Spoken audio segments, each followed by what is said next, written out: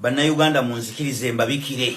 nti ababaka betulina aba parliament balinga bolabe kaze waka nga linyirira bunyirizi lilya olimema bumemi kulya mmere kupama nenga tilina nabana kati be babaka betulina baliwo kwambala makoti kusiba matayi living a luxurious life nenga tebali productive n'omulundi n'ogumu abasajja tebayinza kubanga batutegekera megabubbi ne mutasobola yadde okuteekawo embeera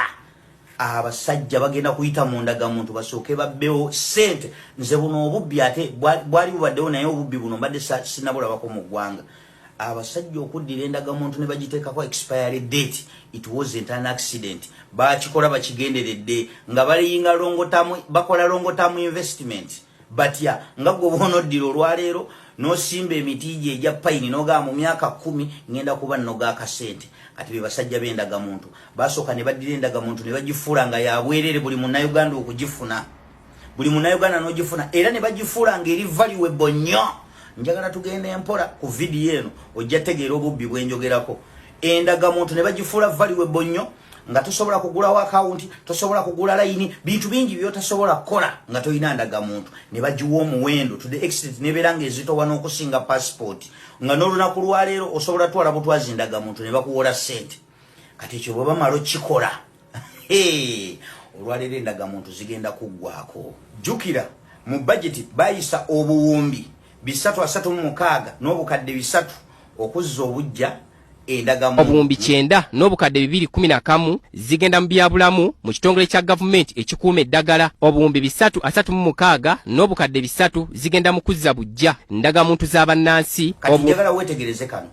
jjukira n'okuzza obujja endagamuntu bw'oba owuliriza bulungi nti bajeti y'okuzza obujja endagamuntu nene n'okusinga bajeti gye bateeka mu byobulamu kuba ebyobulamu baabiwa obuwumbi 9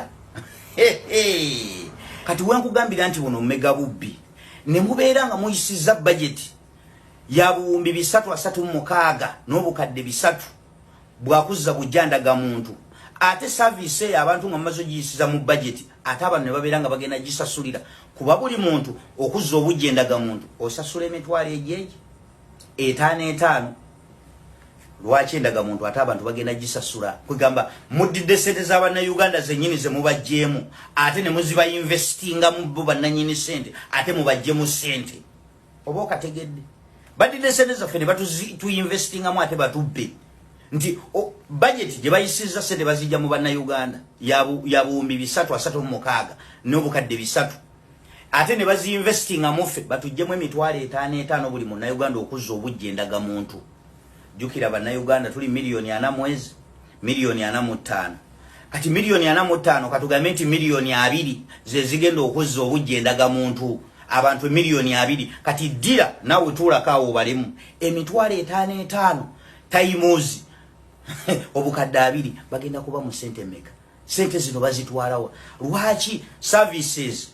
zetu ezize mu budget ate munnayuganda balina ogisasula nsuubira nti naye mwandigikoze nga mukola ku passport nti passport temugiyisa mu budget nti zino sente tuzawuddeko zakola passport olw'okuba nti munnayuganda service ya passport yagisasulira yensonga lwaki temugikolera budget kati mubeera mutya nga mwakolera endagamuntu budget ate munnayuganda era najja n'agisasulira wulira obubbi bamemba ba parliament ne batateekawo mbeera wano Bobi Wine bwe yabayita okwekalakasa ku nguudo tebalabikako kati mu parliament bwe muba nga temulina bye muteesaayo bw'abayita okuteekawo embeera okwekalakasa era temwekalakasa kati bwe mbayita nti mulinga abakazi abatalina nabaana mba nimbye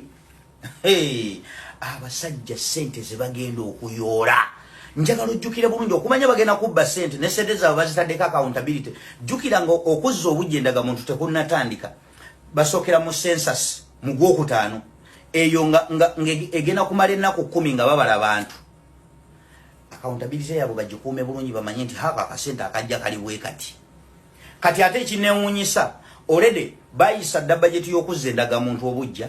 ne babalira ne sente z'abakozi kitegeeza n'abantu abagenda okukola mu ndagamuntu si bakozi ba gavumenti naye nabo era babayisiza sente zigenda okubasasula kubeera bagenda okukola omulimu ogwo ogw'okuzza endagamuntu obujja era bakozi ba gavumenti kati uli obubbi obuli awo obumbi 1912 za kusasula abakozi ba gavumenti okawulidde nabo babayisiza sente ez'okubasasula kitegeeza abo ab'emiruka bonna bali under government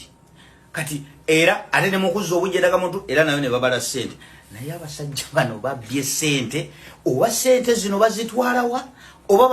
wa mukama yamanyi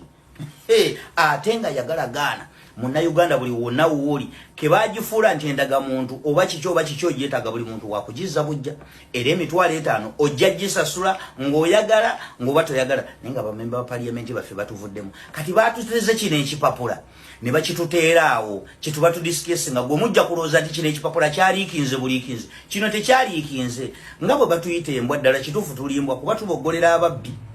naye mumbwa mulimu embwa ezeebuusa kati nzeemu ku mbwa ezeebulusizza kubanga omubbi bw'ajja okubba embwa giteerawo ebinyama kwekomberera kati batuteze kino abantu beerawo nga tukaayana bannange babeera batya nga bagenda tufainingisa emitwalo 4 buli mwaka oguyitawo buli lunaku oluyitawo tubeere ku ekyo ng'eri balina ekkunji lye bategula ery'emitwalo 5 gye bagenda okuggyako buli munnayuganda kyokka nga ezo ssente already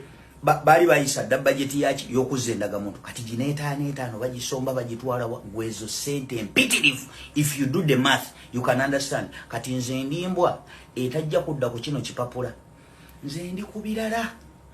kubirala ntunuulidde bubbi buno bye mwagala okutegula nga mututeze kino eyo sijja kulabikako naye ababaka ba parliament you are such a disappointment. Bagenda kutubba bagenda kusooka kubala abantu bamanya akasente kaabwe bagenda okafuna bamala okumanya nti census ewedde tumanyiza okubala abantu kundagamuntu tulyoke tukukumbe amagoba ameerere agataliiko nti bataddemu kubanga sente ze bataddemu okuzza endagamuntu obujja za bannayuganda ezayisibwa mu budget kitegeeza bagenda kuba mugoba eritaliiko nti ate okuzzaayo Uganda